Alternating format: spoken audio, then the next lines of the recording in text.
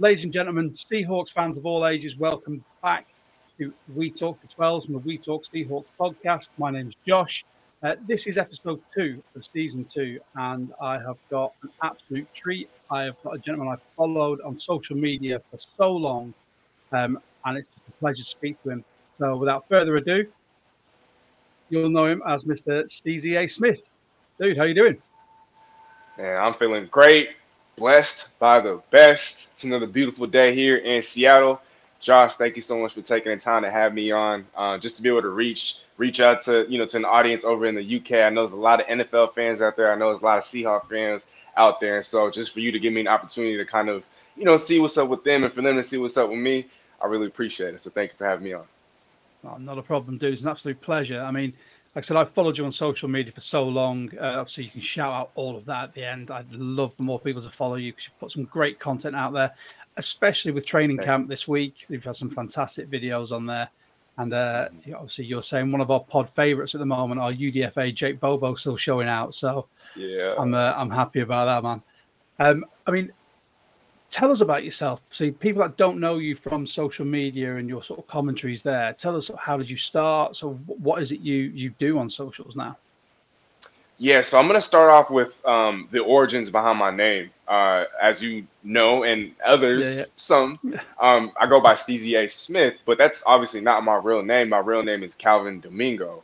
And I've said that in past videos, so some of you guys might or might not know that, but I always tell this story, but in high school, I was given the nickname Cal Steezy by a good friend of mine who's since passed away. And come my senior year of high school, people were looking for like a shorter version of Cal Steezy. And so they came up with Steezy. And as you know, Stephen A. Smith, one of the biggest, sports analysts as journalists in the world, I have such an admiration and a respect for him. And so I was like, you know what, let me marry the two, Steezy and then A. Smith. I put the two together, and then Steezy A. Smith was born. I started off by taking journalism classes in high school my senior year, and then come college, I started taking that a little bit more seriously. And then once COVID hit, I was kind of without work. Like I was doing radio, I was working on the newspaper, but then those two things kind of came to a halt. And so a good friend of mine, who's a news anchor / reporter, he told me to make a YouTube channel. And so I was a little reluctant at first, but once I made my YouTube channel, I think it was in the spring of 2020. It kind of just slowly started to take off from there. And so here we are today. Like you said, I'm doing a lot of work on social media, Twitter, Instagram, YouTube. I'm working independently as a journalist here in the Seattle area, but I do attend different Seattle sporting events, different events here and there. And so right now, I guess you could say I'm like a freelancer / independent type of Seattle sports journalist. But I have worked with a couple companies in the past. I am signed to a network now. And I just do a lot of work with people that work at ESPN, NFL Network, The Athletic, Sports Illustrated, and whatnot. Oh, dude, that's a hell of a resume already so far, man. I mean, if you're doing this independently, more power to you. I mean, we're an independent podcast in the UK. We're not part of a network, and I quite like it that way. But having the reach for people like yourself who've got that knowledge, and you've got that grip of the sport and the Seattle sporting culture is just amazing. I mean, I love speaking to people like yourself because we share a common interest in the Seahawks. But I like to be able to say to other people, check this dude out. His stuff's amazing. So that means a lot. No, like, you don't have to say thanks. What got you into? Obviously, you being are you a Seattle native? So I was raised here, but I wasn't born here. I was born in Hawaii. Okay. Oh, nice. Mm-hmm. Also, and obviously, it's a hop across the water, isn't it? From Seattle, Pacific Northwest over to Oh, cool. I did some work over in Seattle, and part of that was we were supposed to be out in Hawaii for a little bit. That didn't materialize, but I had 2 weeks in Seattle. Absolutely loved it. It's now one of my favorite cities, and I'm trying to convince my wife to go. Oh, you guys should, and let me know when you do. Oh, dude, don't worry. As soon as I do, I might have to wait for my daughter to grow up because I think she's a bit young to be going out to Seattle. She's only 3. But, shoot, okay. Yeah. So not going to be that type of holiday if she's there. So, I mean, with that, and obviously you growing up in Seattle, I take it you've been a Seattle sports fan all your life.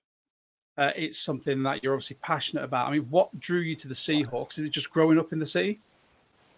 Yeah, honestly, I remember my dad and my uncles, they were all avid football fans, and they're not as tuned in as they used to be. But just growing up as a child, I'm always spending time with my dad and my uncles, and just like with the grown fellas around the house. I'm a little Yeah, boy, and I want to be just like them, and whatever their interests are, they become my interests as well. And so they'd always have football, every single Sunday. Our families would always have a get together, and football would always be on the TV. And so kind of just watching that more and more over time, I became infatuated. I became enamored with it. And the Seahawks obviously were always on TV. And, when I became aware of the fact that this is a hometown team and my love for football started growing, I was like, okay, well, I got to start rooting for the Seahawks. And so that's kind of how that came about. I think I was in like fifth grade, maybe? Yeah, it might have been like fifth grade when I really started to tune in a little bit more and really start watching games and whatnot. But it really just became a byproduct of the family and the people around me.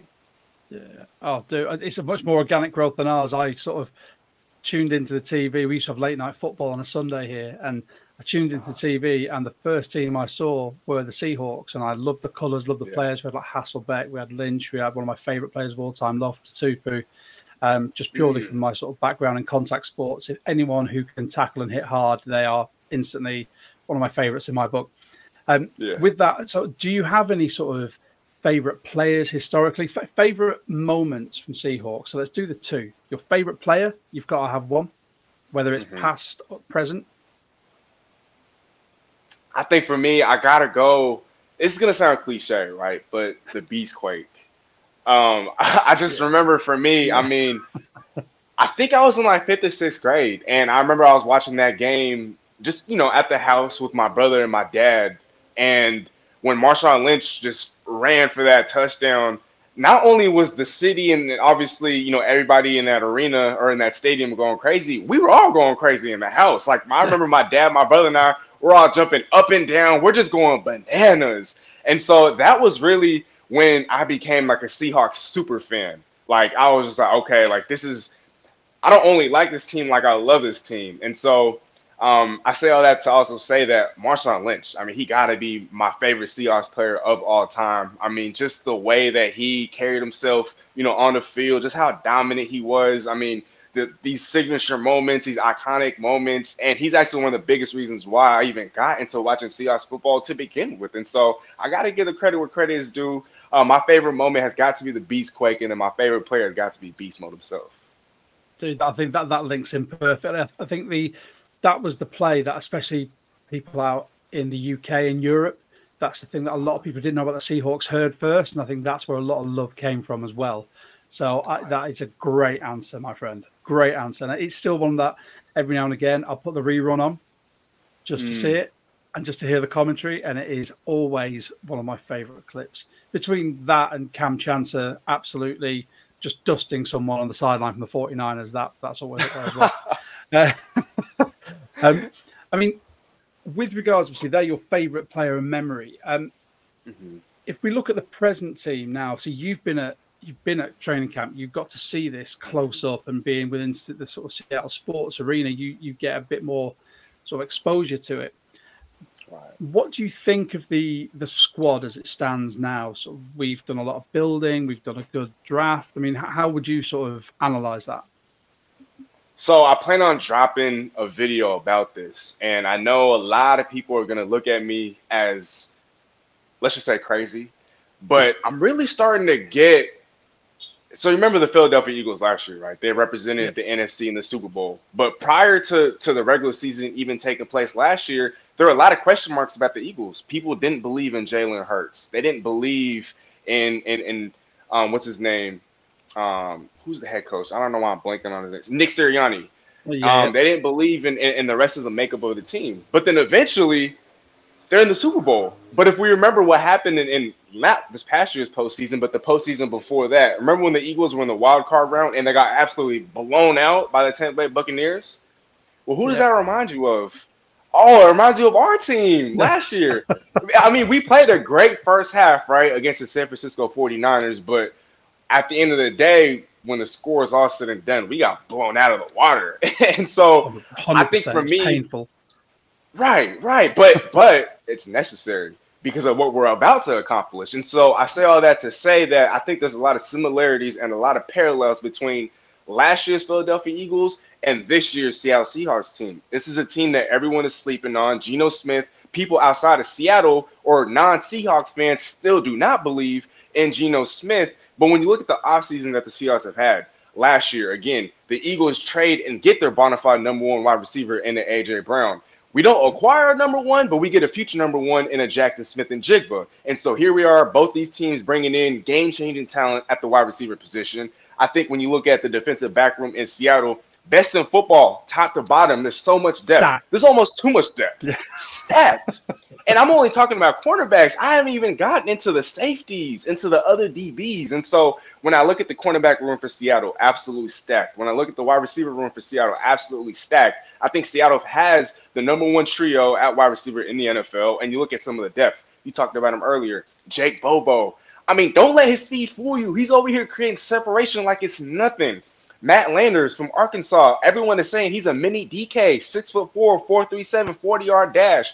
We still got Esau Winston Jr., who spent some time on the team last year. He showed out in the preseason against the Minnesota Vikings. We still have Kay Johnson, who's been a preseason darling for the last couple of years now. Yep. D. Eskridge, once he comes back from suspension, he was having the best training camp of his career. And so when I look at the wide receiver room, stacked. Defensive back room, stacked. A quarterback who's only going to get better in a Geno Smith. His third consecutive year in the same system. People take continuity for granted. That's very underrated. He's going to have a career year. Offensive line, one of the youngest in the league. It's only going to take a step forward. There's nowhere to go but up. The running back room, Zach Charbonnet, Ken Walker. I mean, my goodness, I could go on and on and on. I think when I look at weaknesses on this team, maybe depth at linebacker. Maybe you could add another body or two on the defensive line. But I really would not be surprised in the slightest if this team was going to come out and emerge and kind of emerge as a low-key Super Bowl contender. I really think that this team is bound to kind of take that leap that the Philadelphia Eagles took last year. This is a conversation we've had on our main podcast, and we'll get you on that as well, because that would be an amazing sort of conversation between sort of four of us. We've drafted in our own draft specialist, a guy called Mitch, and his finger is so on the pulse. He was on the first episode of We Talk to 12's, going to introduce people to him. He's so knowledgeable, and the way he looks at the game is very much like yourself. We're stacked, we're young. All we're going to do is go up and up and up. And we've got all these players at the moment that can just change games. Our wide receiver room, you were talking about Matt Landers being a DK 2.0. But then what about Derek Young? Derek Young is exactly the same. I said last year in one of our preseason pods, when you look at our depth at wide receiver, was that we've essentially have someone that can fill in on every role. And now we seem to just have more of that. I dread the day we have to cut down from 90 to 53. I know. If people like Bobo, and Mitch has said this, if people like Bobo hit the practice squad based on his preseason, he may not stay on the practice squad. He'll get signed by someone else. Exactly. And that's something I don't want to face. I mean, with looking at obviously the current roster, how we've done, what are your hopes, your aspirations really for this team? You said you think we're a Super Bowl contender. I'm a sports coach myself, so I coach rugby in the UK, and I try and look at least 3 seasons beyond. So I went from coaching men's to women's to sort of young adults. And I've always looked at the progression of, so if we're here, if I can get us to here by year 2, then year 3 and 4 should basically go from level to level, maintain, and then take that extra step up. So what do you see this team doing? If we give you, say, a 5-year span? Mm-hmm. Man, I think it's a tricky one, that, isn't it? This is a loaded question, but I love it. I think that I definitely see a Super Bowl. Like, unbiased opinion, objectively speaking, I see a Super Bowl, if not this year, realistically speaking, as soon as next year. I just feel like Seattle, especially when we're kind of looking at that 5-year plan, Seattle's ahead of schedule. I mean, you look at the draft class last year, as you know, Seattle hit on almost every pick. This year, it still remains to be seen, but I think Seattle kind of hit on every pick yet again. And so if these guys are continuing to rapidly ascend ahead of schedule, then yeah, Super Bowl by next year. I mean, a lot of the times, if you don't have a Patrick Mahomes on your team, right? A lot of the time, if you're going to win a Super Bowl, it's because you're young, you're hungry, guys are motivated, and you just have dogs. And I just think the makeup of this team, everyone's just locked in. There's just this vibe around the players in the locker room that I get that they're all playing with chips on their shoulders. And so I guess to answer your question, I don't want to answer it so simply, but Super Bowl by next year. And then this year, as far as expectations, I expect at least a divisional round experience, like at the very least. I'm with you on that. I mean, I think this is me trying to have a conversation, interview you, but I'm not going to give my opinion on this draft class. I think the edge is something that I've worried about for the last few years and not getting a lot of penetration, not being able to stuff the run. I look at who we've got there now. We've just signed Chenna to an extension, and he is, like you said before, an absolute dog. And then you've got DT on one edge, so he's just a pure pass rusher. Marfay's proving himself as a run stuffer, and he can get penetration into the backfield. And one of the most exciting rookies that I think we're going to have is Derek Hall. I think that dude has just got something different. His leadership, his ability, his enthusiasm for the game, and his just ferocity. When he hits any contact, that dude does not want to be stopped, and he wants to get to his end goal, which usually is trying to sack the QB. And that for me is an exciting prospect. I think the middle linebacker section, like you said, is a bit yet to be seen. So when we get to that point, and we've started backfilling that, I'll be happy. I mean, have you got any players from this roster this season that you think people out there need to watch from what you've seen in training camp and what you've seen around the facility? Who do you think we should be looking out for? Man, well, definitely some of the guys that we've already talked about for sure. Mm-hmm. Jake Bobo, Matt Landers, Oluwatimi. I think that what he's been able to do, you saw it against the Vikings in the preseason. He more than held his own, and I definitely zero pressures allowed. Exactly. And I just think when you look at the eye test, when you look at the sort of resume that he brings to the table coming out of college, I mean, he was the best lineman period, not just offensively or defensively, best lineman period in the entire country. And he played for Michigan, one of the best teams in the nation, one of the more well-coached teams as well, one of the more disciplined teams. And so I think Oluwatimi, I would not be surprised if he becomes a starter come, let's say, week 2, week 3. Heck, I mean, I wouldn't be surprised if he was named the week 1 starter. Yeah, I just think he has that much potential in training camp. I mean, he's definitely been doing his thing. I'm just still sad. I mean, surprised to this day that he fell to the 5th round. I mean, what is it with Seattle and these 5th rounders, right? I mean, Seattle just continues to find diamonds in the rough. Exactly. And particularly in the 5th round, even just as recently as last year in the Tariq Woolen, Richard Sherman. Yeah. I could go on and on. All the guys. Mike Morris, I think, is another guy that people should most definitely be paying attention to. I think his versatility, his ability to play inside, outside, 5 technique, 3 technique. You can kind of shift them all over the defensive line. He's going to play, I'm not going to say maybe a pivotal role, but I think he's going to surprise a lot of people. Again, drafted in the 5th round. Not a lot of people are aware or too familiar with the Mike Morris, but he's been able to pack on 15 to 20 plus pounds since he got drafted, and he's still fluid. He's still able to move. Like, that hasn't affected his speed, his quickness, things of that nature. And so Mike Morris, like we talked about, Jake Bobo, Matt Landers, Oluwatimi. I know I'm bringing up a bunch of the young guys. That's cool. That's what we're after. Right. And then one more guy. I think Devin Bush. I know a lot of people are down on Devin Bush, and they think that he can't come back from this torn ACL. But we've seen the flashes in college. We've seen the flashes his rookie year. We saw why Pittsburgh traded up into the top 10 to draft him in the 2019 NFL draft. And now that he's alongside one of the greatest linebackers of our generation in a Bobby Wagner, now that he's in this system where he's set up to succeed, once Jordan Brooks comes back around, he's going to be surrounded by 2 high-level playmakers at linebacker. And then when you put him into this culture, when you put him in this system, when you put him around all these player-friendly coaches, I think he's set up to kind of bounce back. So definitely be on the lookout for a Devin Bush. See, I've pegged him. So you mentioned Mike Morris. So Mike Morris this is one of Mitch's claims to fame. So before, like pre-draft, Mitch said Mike Morris is a Seahawk. It's like everything about him screams Seahawk. They're going to absolutely love him. And then he did say they'd probably move him inside. Lo and behold, we drafted him. He whacked on loads of pounds, and he's now 6'6", 300 pounds, playing at 3 tech. And that is an absolute monster. His wingspan, his weight, his fluidity, like you said, his footwork. I've seen it every video I can possibly get my hands on from that guy, and I think he looks the future. It wouldn't surprise me if he's our starting 3 tech by sort of week 6, because I think it's going to be a difference maker. Devin Bush, I love a good redemption story. And for someone who's a top 10 pick, who unfortunately he came out the gates hot in Pittsburgh, got that injury, and then he was never quite the same.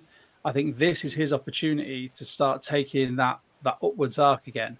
Like I said, learning from Bobby, he's going to have Jordan next to him. If he has a good season this season, there's a high chance that we'll just re-sign him, because that'll be a stable middle linebacker core, and then we'll have some others behind.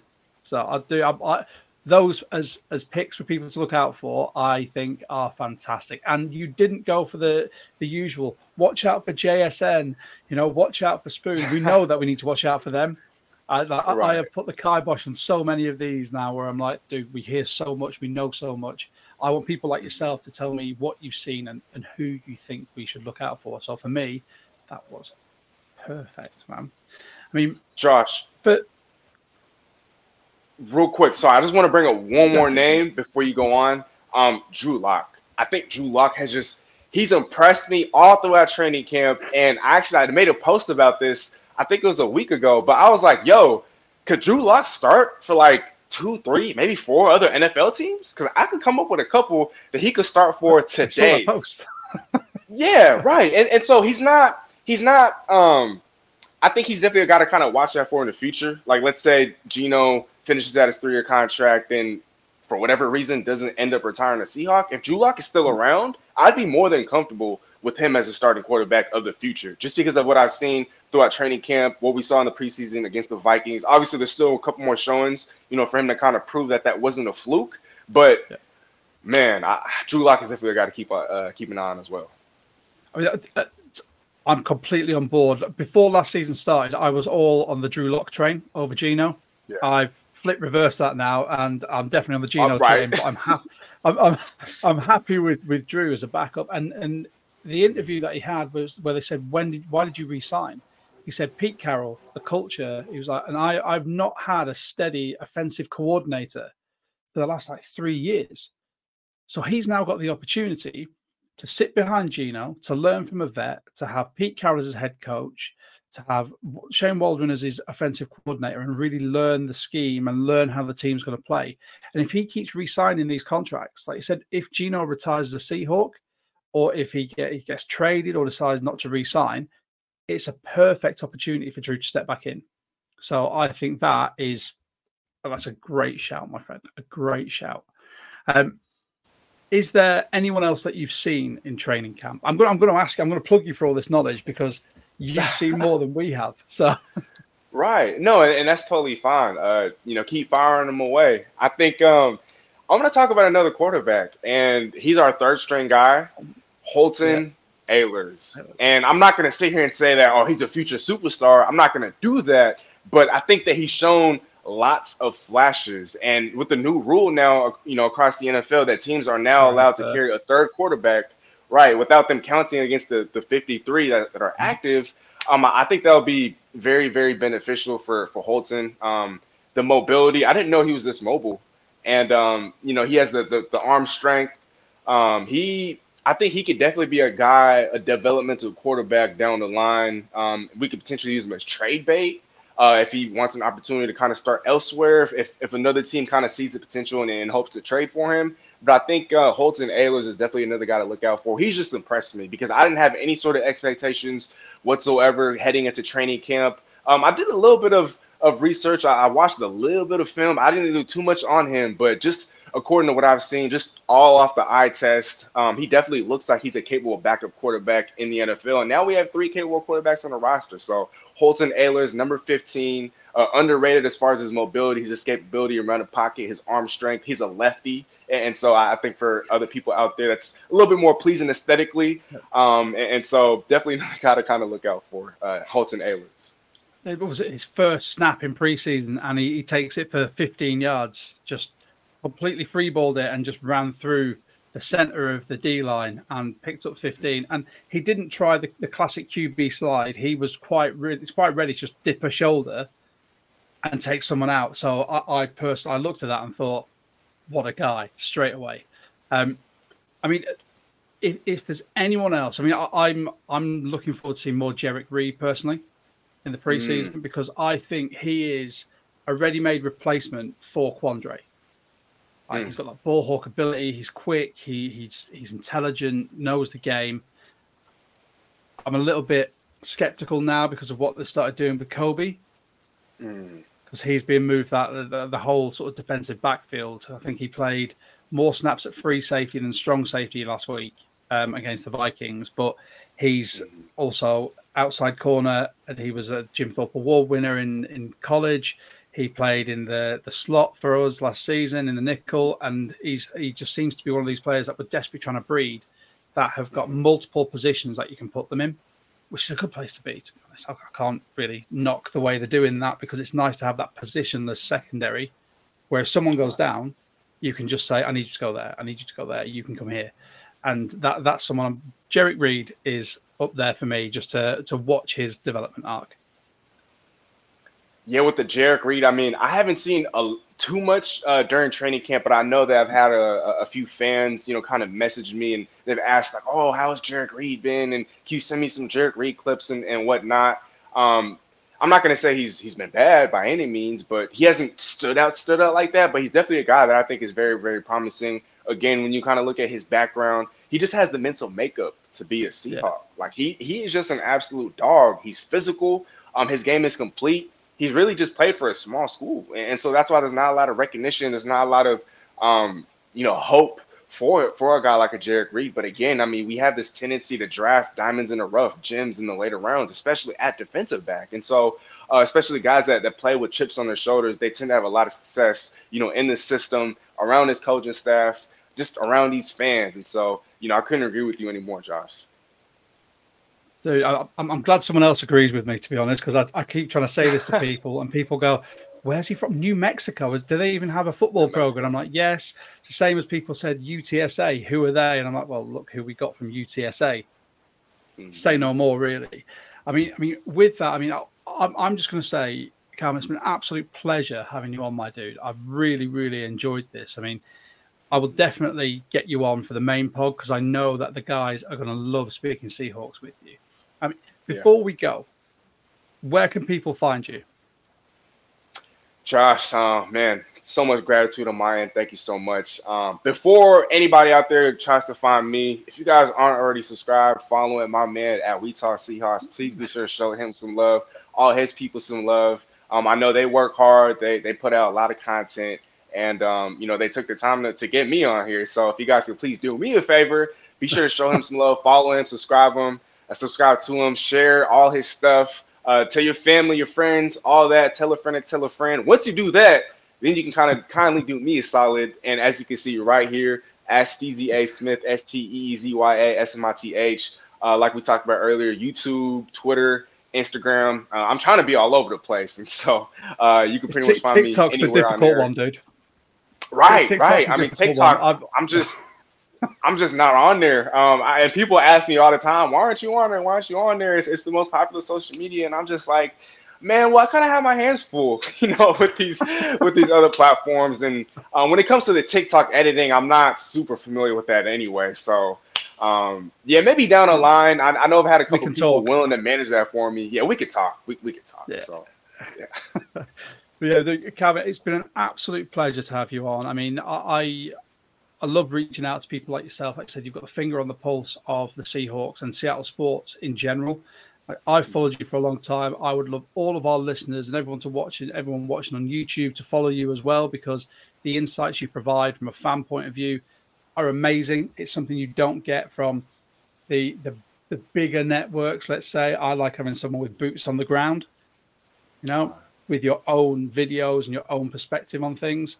I just thank you so much, man. Thank you. I mean, I like to finish this little pod with a Go Hawks. So would you care to join me with that? Okay, Let's we go. do it on 3. Yeah, ready? 1, 2, 3. Go Hawks, baby. Yeah, boy.